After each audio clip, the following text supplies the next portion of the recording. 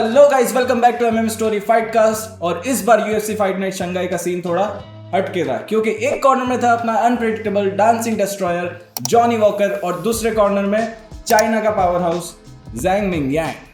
तो भाई ऑनेस्टली ये कार्ड देख के लग रहा था जैसे कि एक मार्वल वर्सेस एनिमे का क्रॉस ओवर हो। एक बंदा ऑक्टेगन में डांस करके नॉकआउट देता है और दूसरा लिटरली एक दीवार जैसे खड़ा रहता है। मतलब केओस और कार्नेज का कॉम्बो प्लेट रेडी था। प्रीलिम्स ऐसा था जैसे फ्री वाईफाई का पासवर्ड मिल गया हो पर नेट नहीं चल रहा था। और मेन कार्ड के फाइट्स मतलब कमेंट्री टीम भी सोच रही थी कि भाई हम यहाँ क्यों बैठे हैं। लेकिन फिर आया हमारा जॉनी वॉकर वर्सेस ज़ैंग का फाइट और बस भाई वही एक फाइट था जो पूरे कार्ड में देखने लायक थी। भाई वो क्या पर्सनालिटी है यार, एकदम फनी। मतलब फाइट के बीच में भी वो जो एक्स्ट्रा हरकतें कर रहा था उससे ज़ैंग की भी हंसी निकल गई। अब सच कहूँ तो ये कार्ड पूरी नेटफ्लिक्स की एक फ्लॉप सीरीज जैसा था जिसमें सिर्फ लास्ट एपिसोड देखने लायक हो, और वो था walker versus Zhang. Rest of the card भाई बैकग्राउंड नॉइस की तरह बोरिंग। मेन कार्ड में टोटल 5 फाइट्स थी, जिसमें से स्टार्टिंग की 2 फाइट्स के फाइटर्स को आप शायद जानते भी नहीं होंगे और आपने देखा भी नहीं होगा उनको कभी फाइट करते हुए। लेकिन बात करने वाले हैं हम उन बची हुई 3 फाइट्स की जिनको आप थोड़ा बहुत जानते हो। चलो शुरू करते हैं पाउलोविच वर्सेस अकोस्टा। भाई आज का यूएफसी शंघाई कार्ड देख के लग रहा था कि मैं नींद की कोई थेरेपी लेने आया हूँ। मतलब सोचो हेवीवेट फाइट है, सर्जी पाउलोविच वर्सेस कॉर्टेस अकोस्टा, और सुनते ही दिमाग में क्या आता है? ब्रूटल नॉकआउट्स, हैवी पंचेस, या पहले राउंड में कुछ धमाकेदार। लेकिन जो मिला देखने को वो था एकदम ऑपोजिट। फर्स्ट राउंड ऐसा था जैसे दोनों फाइटर्स एक बंद पड़ी हुई अलमारी बन गए हो, ना हिल रहे थे ना धमाका कर रहे थे, बस खड़े थे और एक दूसरे को देख रहे थे। अब मुझे तो लगा कि यार रेफरी भी सोच रहा होगा कि भाई चलो अब मैं ही कुछ कर देता हूँ, बट फाइट फर्स्ट राउंड कैसे ना कैसे करके सरवाइव कर ली दोनों फाइटर्स ने। अब आती है बारी सेकंड राउंड की। सेकंड राउंड में थोड़ा बहुत एक्शन नजर आया। पाउलोविच ने अपने हैवी शॉट्स डालने की कोशिश की, अकोस्टा ने भी अपनी चिन का डेमो हमें दिया, और सच बोलूं तो उसकी चिन इतनी स्ट्रांग निकली कि यार लग रहा था सीमेंट की कोई स्पॉन्सरशिप लेके आया हो। नॉकआउट का कोई चांस ही नहीं बना और फाइट धीरे धीरे थर्ड राउंड तक खींच गई। पाउलोविच ने टेक्निकल बॉक्सिंग दिखाई, अच्छा कंट्रोल रखा, जजेस के स्कोर कार्ड्स भी उसके फेवर में गए और वो यूनानिमस डिसीजन से फाइट को जीत गया। ऑफिशियली 30-27, 29-28, 29-28 ये जजेस के स्कोर कार्ड्स थे। लेकिन भाई सच बोलूं तो यार ये फाइट देख के लग रहा था टीवी बंद कर दो, और इतनी बोरिंग थी कमेंट्री टीम भी सोच रही थी कि भाई हम यहाँ क्यों बैठे हैं। अब हैवीवेट नाम का हाइप तो था पर अंदर कंटेंट एकदम स्लो मोशन ड्रामा।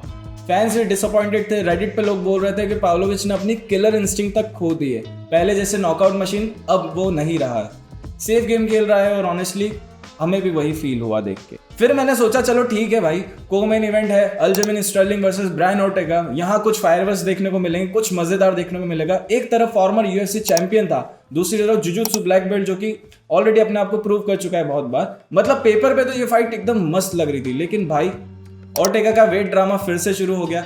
बंदा हमेशा की तरह अपना वेट मिस कर देता है और फाइट को कैच वेट पे शिफ्ट करना पड़ा यूएफसी को 153 LBS पर। मतलब लगता है कि ओर्टेगा अपना जिम स्केल सिर्फ डेकोरेशन के लिए यूज करता है और उसे वेइंग के लिए बिल्कुल भी यूज नहीं करता है। खैर फाइट शुरू हुई और ये 5 राउंड का मजेदार टॉर्चर बन गया। मजेदार इसलिए नहीं कि भाई क्योंकि फाइट एक्साइटिंग थी, मजेदार इसलिए क्योंकि देख के ये समझ में आ गया कि 5 राउंड्स तक भी अगर आप ये यूएफसी फाइट देखें तो बोर्डम का लेवल किस लेवल तक बढ़ सकता है। स्टर्लिंग ने अपना गेम प्लान एकदम सेफ रखा, जैब्स मारे, लेग किक्स मारा, थोड़ा कंट्रोल रखा, 1-2 टेक डाउन लिए और ग्राउंड पे कंट्रोल किया ओर्टेगा को। ओर्टेगा बस पंचेस खाता गया, डिफेंड करता गया और कभी कभी एक आध शॉट राइट हैंड थ्रो कर देता था, जैसे कि उसको याद दिला दिया हो किसी ने कि भाई तू भी एक फाइटर है, तू भी लड़ सकता है, तू भी योगा सेशन में नहीं है भाई, तू फाइटर है, तू मार सकता है। लास्ट राउंड में ओर्टेगा ने थोड़ा सा फाइट दिखाने की कोशिश जरूर की, पर तब तक स्टर्लिंग ने ऑलरेडी अपनी पॉइंट्स की बैंक बैलेंस को फुल कर लिया था। जजेस ने क्लियर 50-45 दिए स्टर्लिंग के फेवर में और एकदम वन साइडेड डोमिनेशन विक्ट्री मिली एल्जिमिन स्टर्लिंग को। मतलब को मेन इवेंट भी टोटल स्नूज फेस्ट बन गया और ओर्टेगा ने तो बस प्रूव कर दिया कि उसकी चीन सर्वाइव जरूर कर सकती है, लेकिन ऑफेंस साइड पे वो पूरा का पूरा सोया हुआ रहता है ऑक्टेगन में। और स्टर्लिंग हाँ जीत तो गया वो, पर फैंस के लिए उसने कुछ भी खास एंटरटेनिंग नहीं किया, तो ये फाइट भी बन जाती है एकदम बोर्डम फेस्ट। तो भाई आज का कार्ड ओवरऑल एकदम ठंडा था। हेवीवेट फाइट जो फायरवर्क्स हमने एक्सपेक्ट किए थे वो फेल हो गए। को मेन इवेंट से जो ड्रामा चाहिए था वो सिर्फ वेट मिस करने के फॉर्म में मिला, और फाइट खुद एकदम वन साइडेड बोरिंग थी। अगर ऑनेस्टली बोलूँ तो ये पूरा का पूरा कार्ड ऐसी एक नेटफ्लिक्स सीरीज जैसा था जिसमें सिर्फ लास्ट एपिसोड देखने लायक हो, और यहाँ तो वो लास्ट एपिसोड आता है जॉनी वॉकर वर्सेस ज़ैंग के रूप में। ऑनेस्टली पूरा कार्ड देख के मुझे लगा कि यार मैं अपना सैटरडे वेस्ट कर चुका हूँ। मतलब जितनी भी फाइट्स थी एकदम स्नूज फेस्ट। कमेंट्री सुन के भी लग रहा था कि यार कमेंटेटर्स भी बोलने की सिर्फ एक्टिंग कर रहे हैं और वहाँ बैठे बैठे बोर हो रहे हैं। लेकिन फिर आता है the main event of the evening, Johnny Walker versus जैंग।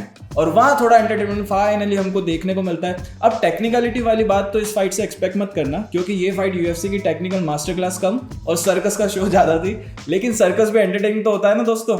तो फाइट स्टार्ट होती है और वॉकर भाई ने सोचा कि आज मैं हमजा चिमाय बन जाता हूँ, बिल्कुल वैसे ही जैसे कि हमजा चिमाय ने केविन हॉलैंड के अगेंस्ट फाइट स्टार्ट होते से टेक डाउन अटेम्प्ट किया था, ठीक वैसे ही वॉकर ने भी यहाँ पे अपनी एनर्जी चैनल करी। लेकिन यहाँ पंचलाइन थोड़ी सी डिफरेंट है। टेक डाउन लेने के चक्कर में वॉकर खुद ही टेक डाउन हो गया, मतलब भाई खुद अपने ही मूव का विक्टिम बन गया। उसके बाद जैंग ने थोड़ा मार भी लगाई और वॉकर पूरी राउंड बस डिफेंस मोड में चला गया। फर्स्ट राउंड खत्म होते ही मुझे लगा कि यार बस अब रिमोट उठाता हूँ, टीवी बंद करता हूँ, पर अंदर से आवाज आई, रुक जा भाई, वॉकर है, कुछ तो इंटरेस्टिंग जरूर होगा। सेकेंड राउंड शुरू होता है और अब वॉकर भाई के अंदर आती है इजराइल अडेसानिया की आत्मा, मतलब वही इजराइल अडेसानिया के अपने fake hand movements, dancing style, fans और वही कॉपी पेस्ट किया वॉकर ने। लेकिन असली मैजिक तब शुरू होता है जब वॉकर ने यूज करी लेग किक्स। और भाई साहब क्या बोला था मैंने, ये फाइट मार्वल वर्सेस एनिमे का क्रॉसओवर जैसी थी। सिर्फ 2 लेग किक्स और जैंग की टांग लंगड़ा गई। अब जैंग की हालत इतनी खराब हो गई कि वो पलक झपकते ही जैंग कैनवास पे गिर गया, जैसे लैपटॉप 1% पे और बैटरी का चार्जर ना मिले। और वहां से शुरू हुआ वॉकर भाई का ग्राउंड एंड पाउंड रैम्पेज। मतलब उसने जैंग के चेहरे पे ऐसी मार लगाई कि शक्ल लिटरली बिफोर आफ्टर वाला फिल्टर बन गई। कोई फिल्टर या एआई भी इतनी तेज फेस को रीशेप नहीं कर सकता भाई। और बस वही था दी एंड। रेफरी बीच में आ गया, उसको भी दया आ गई कि भाई टीकेओ डिक्लेयर करता हूँ, वरना जॉनी वॉकर इसका शक्ल को नक्शा पूरी तरह बिगाड़ देगा। अब शंघाई की सबसे बोरिंग कार्ड को एक हाईलाइट दिया जॉनी वॉकर ने। अब वॉकर की अनप्रिडिक्टेबिलिटी ने ही इस फाइट को हाईलाइट बनाया, वरना कार्ड में ऐसा लग रहा था कि भाई यूएफसी ने यूएफसी फाइटर्स को बोला हो कि भाई आज चिल मोड ऑन रखना, नॉकआउट्स मत देना, लोगों को सस्पेंस में रखना, थोड़ा सा बोर भी कर देना। अब पूरा फाइट नाइट ऑनेस्टली एक डिसअपॉइंटमेंट थी। मतलब जैसे आप यूएफसी कार्ड देखने बैठते हो, आपको चाहिए होता है कि ब्रूटल नॉकआउट्स हो, हाईलाइट फिनिशेस देखने को मिले और कमेंट्री रूम में भी हाइप बनी रहे। लेकिन शंघाई कार्ड में पूरे दिन ऐसा लग रहा था जैसे मैं दूरदर्शन पे शाम की न्यूज देख रहा हूँ। सिर्फ वॉकर वर्सेस जैंग ने थोड़ी लाइफ डाली है इस कार्ड में। तो गाइस ये था यूएफसी फाइट नाइट शंघाई का पूरा रिव्यू। मैं तो कह रहा हूँ कि अगला कार्ड से यूएफसी को फ्री में रेड बुल दे देना चाहिए अपने फाइटर्स को, ताकि थोड़ा एनर्जी बना के वो रिंग में उतरे। आपको क्या लगता है ये इवेंट के बारे में? क्या आपको भी लगा कि ये पाव्लोविच वर्सेस अकोस्टा स्टैचू बन गए थे, या आपको लगता है कि मैं ओवर रिएक्ट कर रहा हूँ? कमेंट्स में बताओ। और हाँ, लाइक शेयर सब्सक्राइब करना मत भूलना। और ये था एमएमए स्टोरी फाइट कास्ट। मिलते हैं अगले वीडियो में, तब तक के लिए पीस।